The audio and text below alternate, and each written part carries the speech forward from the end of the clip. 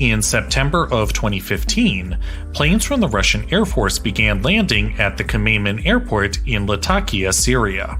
This is how the Russian military intervention in Syria began. Western analysts, claiming that Moscow still suffers from the Afghan syndrome, were shocked to see reports of Russian soldiers arriving in Syria, a country mired in civil war. Even as the Russian Air Force began to slowly tip the situation in favor of Assad, some commentators continued to argue that the Russian intervention in Syria was a completely ill-considered move, influenced by the conflict with the West over Ukraine. However, every move of the Kremlin on the treacherous sands of the Middle East was well thought out. The intervention in Syria was not a Copernican revolution in Russian foreign policy, but only an implementation of the so-called Primakov Doctrine, which has guided the Kremlin's foreign policy since the late 1990s. Let's trace back to the roots of the current Russian foreign policy. Welcome to the 20s Report.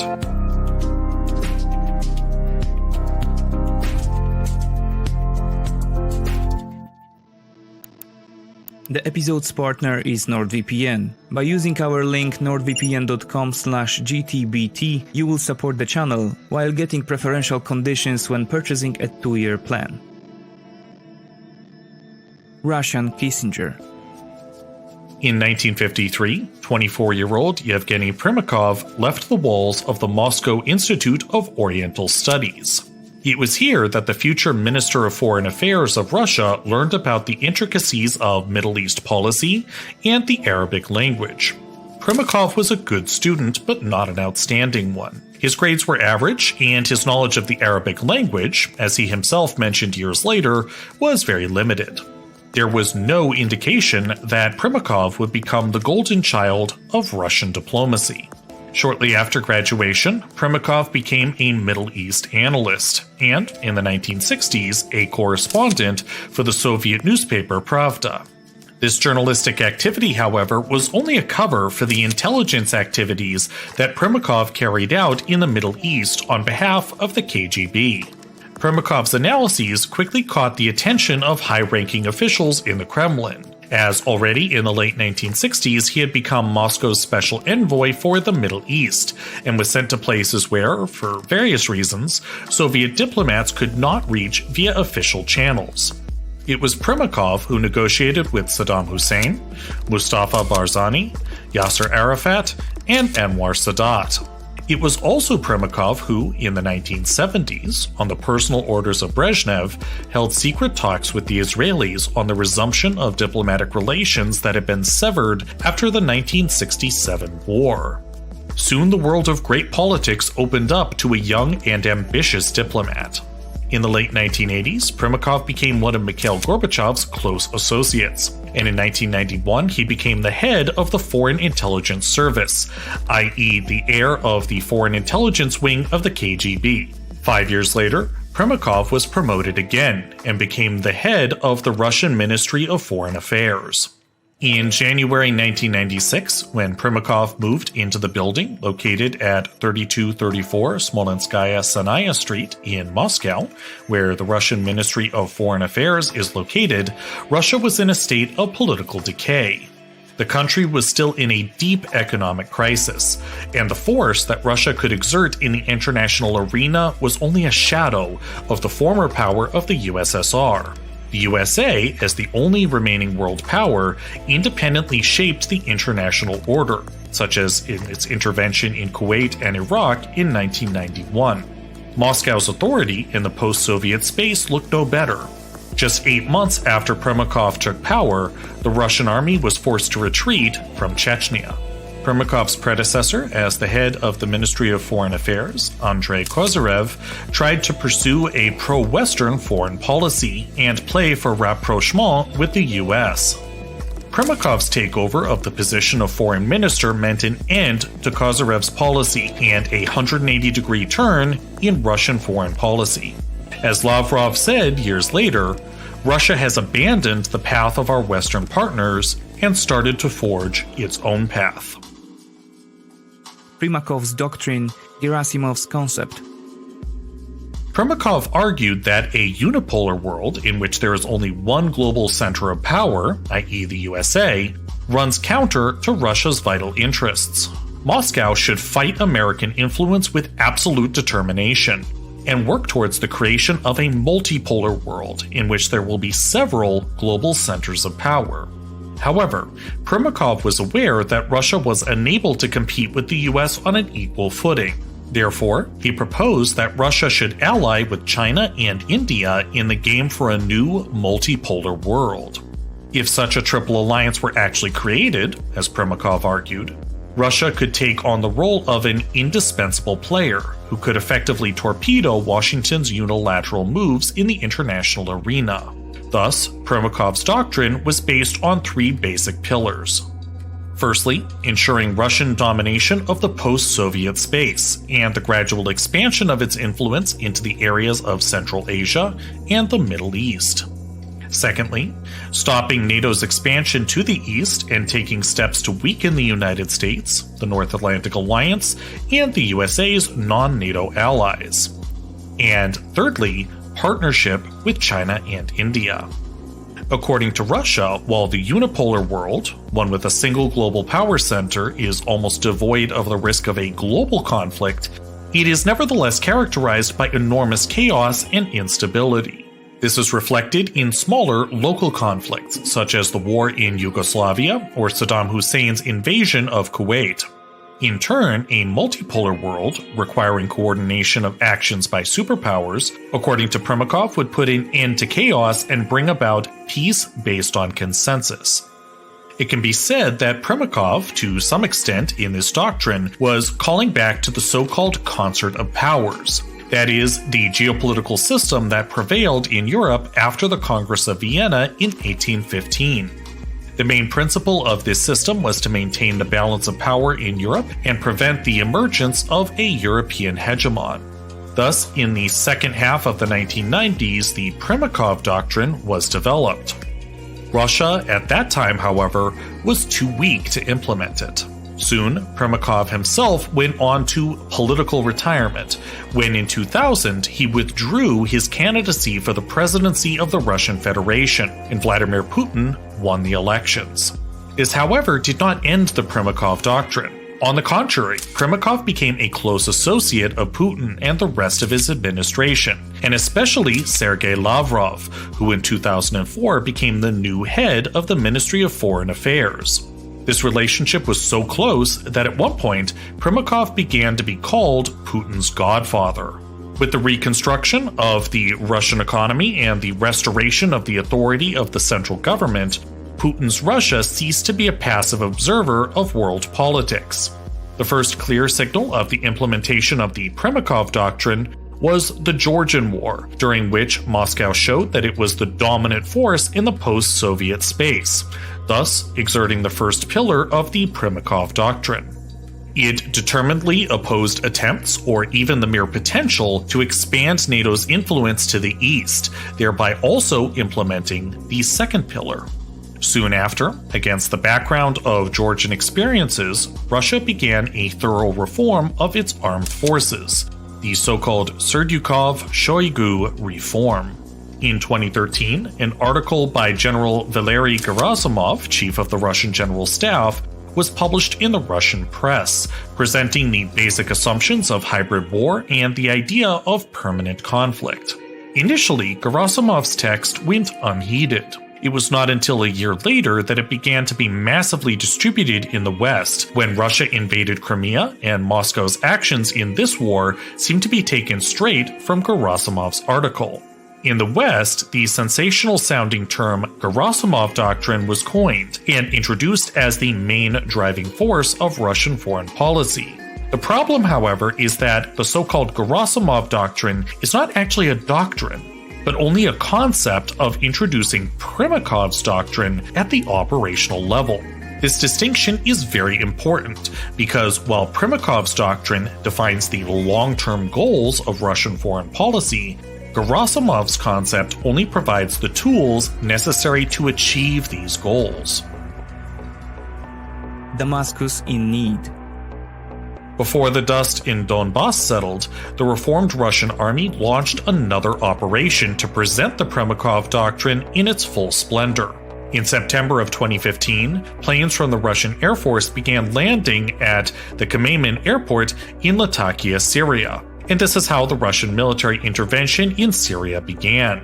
This was a surprise to many because before 2015, there was a common belief that the Kremlin was still suffering from the so-called Afghan syndrome. While Moscow was acting more and more boldly in the post-Soviet space, most obviously in Georgia and in the Ukraine, few people believed that the Russian army was capable of conducting military operations several thousand kilometers from its home territory. Meanwhile, the Syrian escapade was in fact a classic application of the Primakov Doctrine and the implementation of all three of its pillars. Before 2015, the Kremlin clearly feared that Assad's fall could destabilize the entire region and increase the importance of Islamist groups. Russia's fears were all the greater because around 7,000 fighters from Russia and the former Soviet republics were active in the ranks of the Islamic State alone. These people could have tried to carry the black flags of the Caliphate to Central Asia and the Russian Caucasus, thus weakening Moscow's soft underbelly. Penetration of this region could turn out to be all the easier since around 10% of Russia's entire population is Muslim. Therefore, from Moscow's perspective, the intervention in Syria was not an offensive operation, but a defensive one, aimed at securing Russian interests in the post-Soviet space, i.e., Primakov's first pillar. However, the fight against the Islamic threat was not a priority for Moscow in the Syrian operation. It was an attempt to checkmate the United States and prevent it from the unilateral resolution of the Syrian conflict, i.e., Primakov's second pillar. This goal has been achieved exceedingly well. The US, despite its alliance with the Kurds, which was severely damaged during the Trump presidency, has a very limited field of action in the Syrian theater of conflict. Equally important, thanks to efficient diplomatic maneuvers, Moscow almost completely excluded Washington from peace talks, which are to determine the shape of post-war Syria. The decision about the fate of this country will probably be made within the framework of the so-called Astana format, the Moscow-Tehran-Ankara triangle. Moscow's actions in the Syrian theater focused on a multi-level weakening of US power in the region, and were not limited to direct actions aimed at America itself, but also included attempts to break up American alliances. The best example is Turkey, which, aware of the imminent defeat of the Syrian rebels, very quickly agreed to negotiate with Russia. Thanks to effective maneuvers by Russian diplomacy, the Turks bought Russian-made S-400 missile systems, which not only led to a diplomatic crisis on the Ankara-Washington line, but also to the imposition of sanctions on the Turkish arms sector. The intensification of cooperation between Turkey and Russia also sparked a fierce discussion within NATO itself about Ankara's credibility as an ally.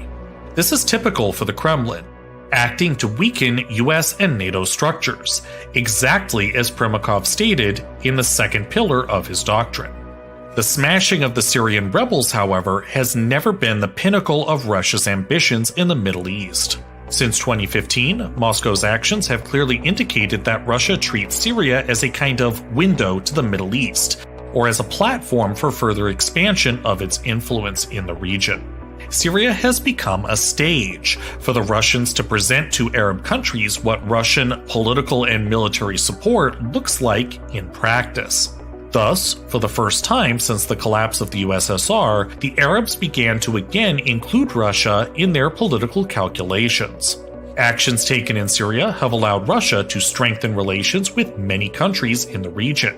This was all the easier, as Syria became a battlefield where not only Washington and Tehran's influences clashed, but also Ankara's, Riyadh's, Abu Dhabi's, Doha's, Cairo's, and Tel Aviv's. By engaging in the Syrian war, Russia gained an invaluable starting point in contact with all these countries, and this, given the remarkable skill of Russian diplomacy, has brought about great results. The best example is the aforementioned Turkey, which Russia's actions in the region have brought to the margins of NATO. However, Turkey's not the only example. Russia's expansion to the Middle East has also weakened the ties between the US and its non-NATO Arab allies. For example, in energy policy, Russia began to closely cooperate with the Saudis, creating the so-called OPEC Plus format, under which it was decided several times to reduce oil production, thus trying to raise the price of this raw material. Russia also tried to expand its influence in the region by encouraging the Arabs to buy Russian weapons. In 2019, a $2 billion contract was signed with Egypt for the supply of 24 Su-35 fighters, while Qatar and Saudi Arabia expressed interest in the potential purchase of Russian S-400 systems. However, America successfully blocked most of these deals, and this is all because of CAATSA, the Countering America's Adversaries Through Sanctions Act, the U.S. law of 2017 that allows the U.S. president to impose sanctions on countries that cooperate militarily with Russia. And it is on the basis of CAATSA that the U.S. imposed sanctions on Turkey. In its game, Russia has not forgotten about the third pillar of Primakov's doctrine, that is, rapprochement with China and India. By rapidly expanding contacts with Arab countries, Russia has made it difficult for China and India to expand economically in this region of the world, which is especially important from the perspective of Beijing and its Belt and Road Initiative, in which the Middle East plays a key role. Moscow, however, does not want to block Sino-Indian expansion in the region, but only wants to increase its own benefits from this expansion. The Syrian intervention has also given Moscow another powerful lever in its relations with Beijing. On the side of the insurgency is the Turkestan Islamic Party, founded by the Uyghurs, of whom 5,000 are said to operate in Syria. Beijing fears that they may start terrorist activities in the Xinjiang province in the future. Moscow will be happy to help China fight this threat, but it will not be free of charge. Not only Syria. The success of the intervention in Syria encouraged the Russians to take other bold steps to show that Russia has become an indispensable player in the Middle East's games. For example, when Turkey sent its soldiers and Syrian mercenaries to Libya to help the government in Tripoli, Russia supported the other side of the conflict, i.e. Marshal Haftar. Numerous troops of Russian mercenaries from the proxy Wagner group and several Russian planes appeared in Libya. The Russians dug into the strategic Sirte Jafra line in the central part of the country, blocking the march of pro-Turkish forces in Benghazi and Tobruk. Russia has also signed an agreement to build a new naval base in Sudan, capable of receiving Russian nuclear-powered submarines. This facility, although quite small, as there will only be about 300 soldiers, will be Russia's first permanent military base in Africa since the end of the Cold War. This facility will also give the Russian Navy access to another strategic basin, namely the Red Sea. Both of these activities, the intervention in Libya and the construction of a naval base in Sudan, fit perfectly into the second pillar of Primakov's doctrine and bring Russia closer to the idea of a multipolar world. Incidentally, it's worth mentioning that the Middle East is not the only area in which Russia successfully applies the principles of the Primakov doctrine. In late 2020, Russia intervened during the Nagorno-Karabakh conflict, effectively blocking further progress by the victorious Azerbaijani army, and preventing the Azeris from taking control of the strategic Lachin corridor, which was occupied by Russian peacekeepers. In this way, Moscow has shown that it continues to dominate the post-Soviet space, i.e. Pillar 1, and will not allow Turkey to diametrically change the political situation in the Caucasus in any way, i.e. Pillar 2. Syria became the theater where Russia presented Primakov's doctrine in all its glory. By intervening on the side of Assad, Moscow outplayed the US, and, at a low cost, became a player whose interests in the Middle East must be taken into account by everyone else. Syria, as a microcosm of Middle Eastern rivalry, has become a platform for Russia, thanks to which Russian influence is freely spreading throughout the region. The Syrian intervention and the increase in US-Chinese rivalry have brought Russia much closer to its ultimate goal, the creation of a multipolar world order. The Primakov Doctrine has served its purpose. Russia has gained all the greater importance in Middle Eastern politics as it is trying to pursue a policy that is as impartial as possible. It does not allow itself to be forced into regional divisions, such as Shia-Sunni, Israeli-Arab, or Saudi-Iranian conflicts. It is a great merit of Russian diplomacy, which, despite the support given to Assad, was able to maintain friendly relations with forces hostile to Damascus, such as with Turkey, Israel, or Saudi Arabia.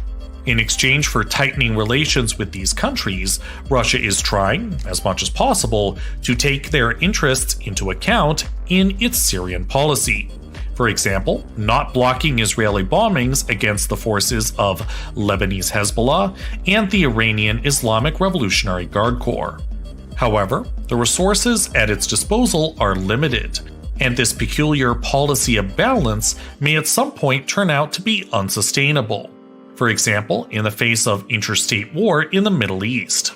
It seems that this is where the boundary of the Primakov Doctrine lies. Russia is able to penetrate the Middle East with a wedge, but is unable to impose its own solutions on the countries in the region. The resistance of America itself to Russian actions in the Middle East is also growing stiffer. In 2015, the Americans were completely surprised by the Russian intervention in Syria, and did not quite know how to deal with the Russian expansion.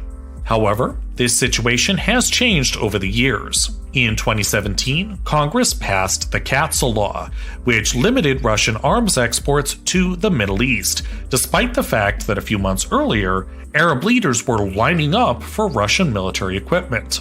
In 2019, Congress passed the so-called Caesar Act, which imposed severe sanctions on Syria and successfully blocked the country's reconstruction for at least several years.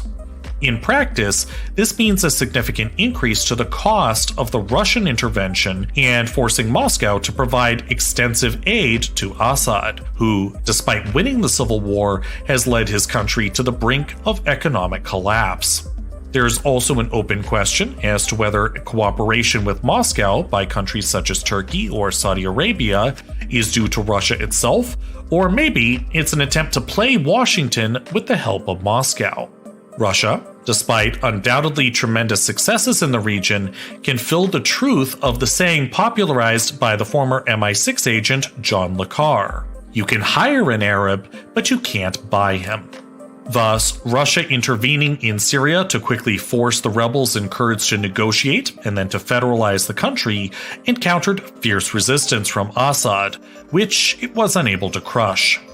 Russia will undoubtedly continue its Middle Eastern policy according to the rules laid down by Primakov. However, the question is whether this will ultimately lead Russia to the introduction of a multipolar world order, or whether it will inadvertently drag it into the Middle East's divisions and end in a fiasco similar to the USSR's invasion of Afghanistan.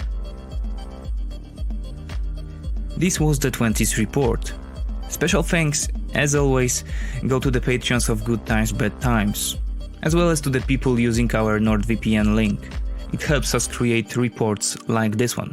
That's all for today. Thank you for your attention and see you again in the next episode.